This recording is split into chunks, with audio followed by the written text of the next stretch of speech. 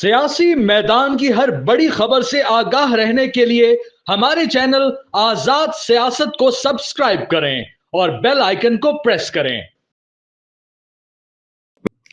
आजाद digital media पर मैं हूं इमरान वसीम। ऐसे आज के प्रोग्राम में एक तो खबर आपके साथ ये शेयर करेंगे कि कंपनी की तरफ से निजाम में तब्दीली का क्या फैसला किया गया है। पाकिस्तान तहरीक इंसाफ से मुतल्लिक एक बुरी खबर है। उस खबर की डिटेल भी आगे चल के ब्लॉग में आप नाज़रीन के साथ हम शेयर करेंगे। और कुछ और भी अहम हैपनिंग्स हुई हैं। प्रोग्राम के आखिर में हमने बात करनी है जो पंजाब और सिंध के माबैन तनाज़ा बना हुआ है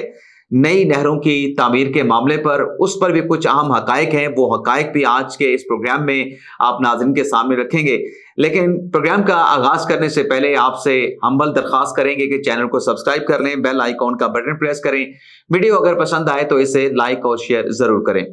पहले नाज़रीन कंपनी की बात कर लेते हैं कि कंपनी ने इस निज़ाम में तब्दीली का क्या कोई फैसला कर लिया है,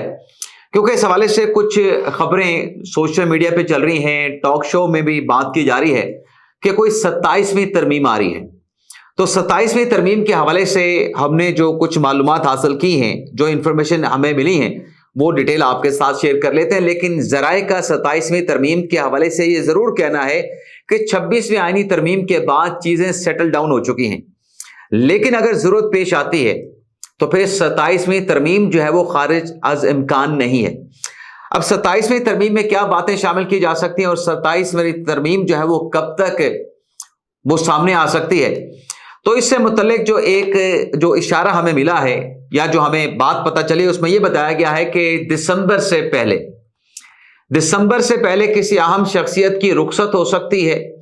और उनकी सुबकदोशी के बाद अगर जरूरत पड़ी,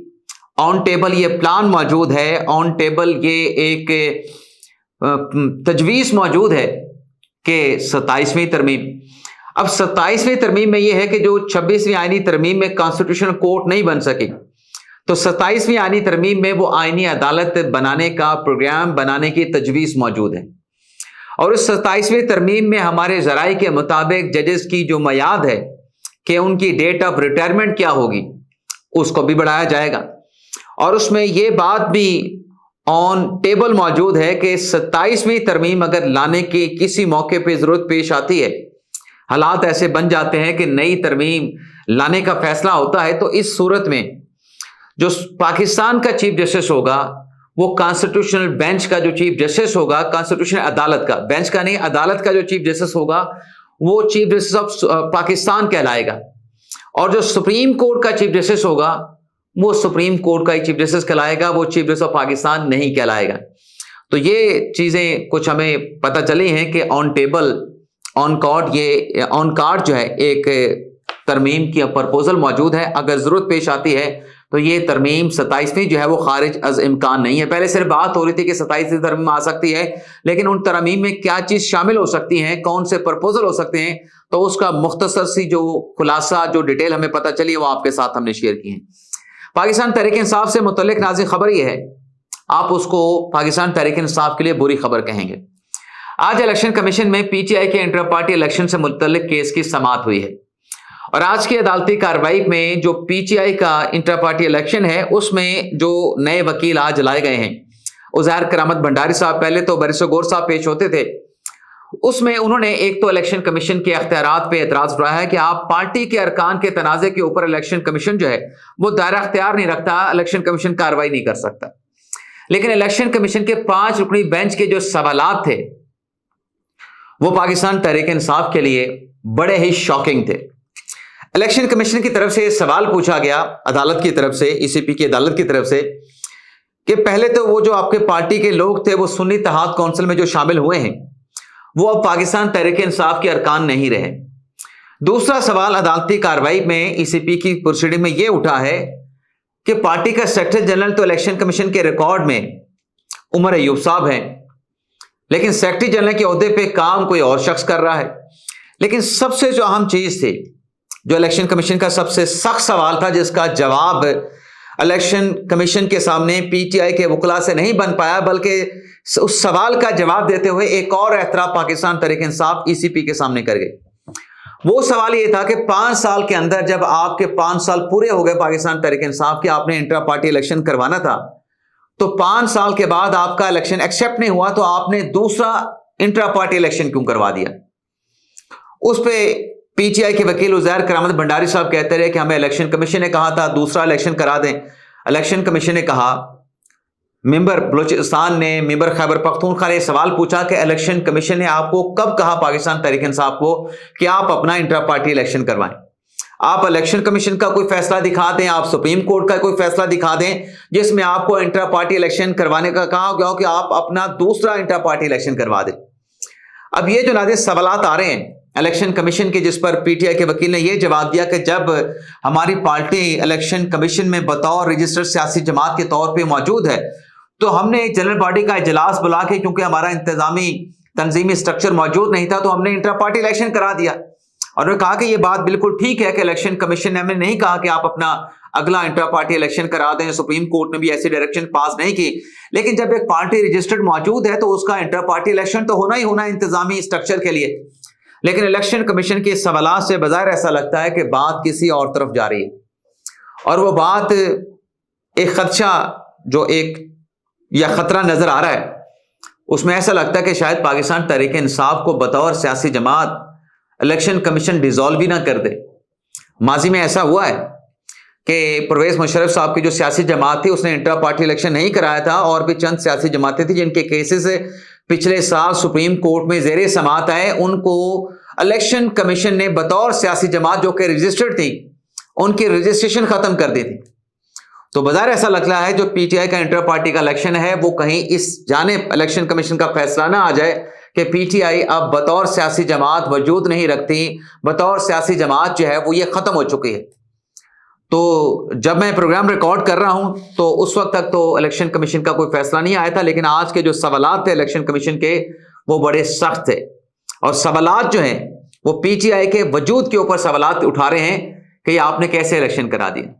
تو دیکھتے ہیں اس میں فردر کیا خبر سامنے آتی ہے، لیکن ناظرین جاننے سے پہلے جو ایک اور اہم معاملہ ہے نہروں کی تعمیر کے حوالے سے،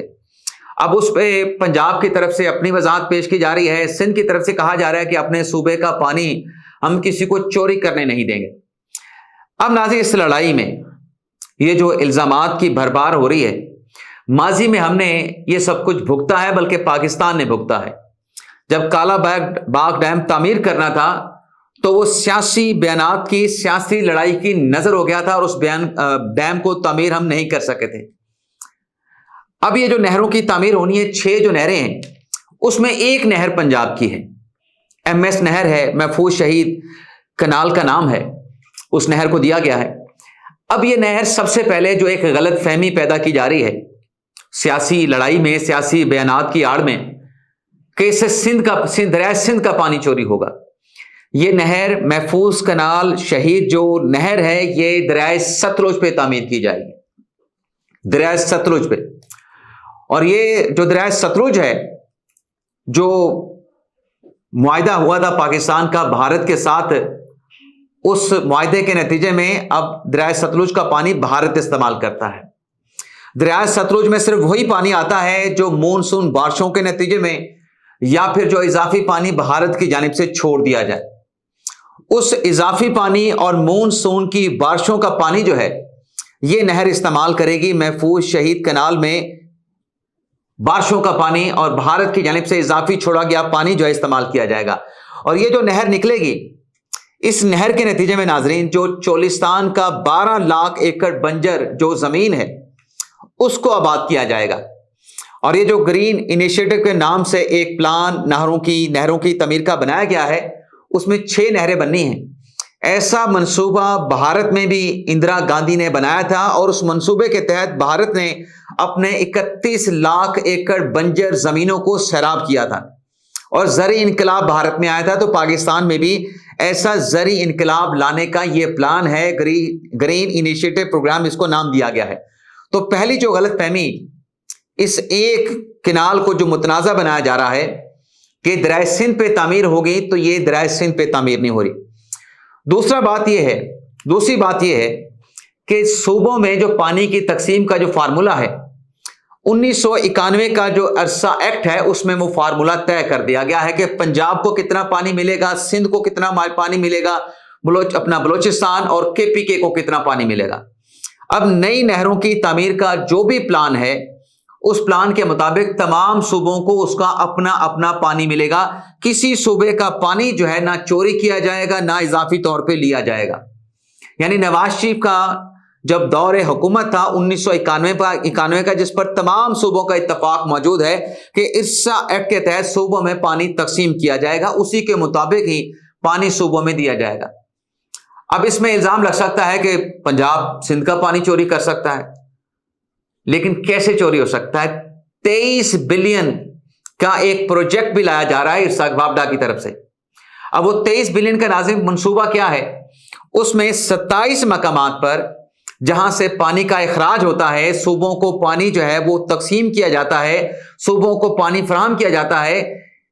23 یا 24 بلین کا ایک منصوبہ بنایا گیا جس میں 27 مقامات پر جو ہے وہ ٹیلی میٹری سسٹم، ایڈوانس ٹیلی میٹری سسٹم لگایا جائے گا، جس کے تحت جو ہے ڈیجیٹل اور سیٹلائٹ نگرانی ہوگی کہ کس صوبے کو کتنا پانی جا چکا ہے، کون سا صوبہ کتنا پانی اپنا کنزیوم کر چکا ہے۔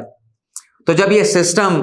جو کہ 23 یا 24 بلین کی لاگت سے لگے گا، جس میں ساری ڈیجیٹل مانیٹرنگ ہو رہی ہوگی، سیٹلائٹ مانیٹرنگ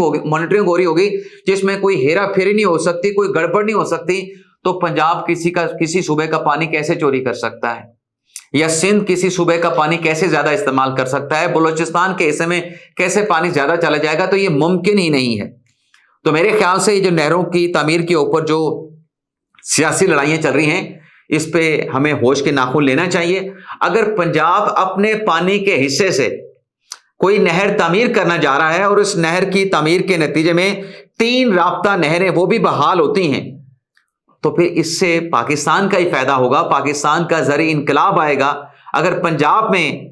12 لاکھ ایکڑ بنجر زمینیں آباد ہوتی ہیں، وہاں پہ زرعی جو ہے وہ ریگولیشن آتا ہے، تو فائدہ تو پورے پاکستان کا ہوگا۔ تو سیاسی لڑائی لڑنے کی بجائے جو ایک طے کیا گیا فارمولا ہے عرصہ ایکٹ کے تحت 1991 کا،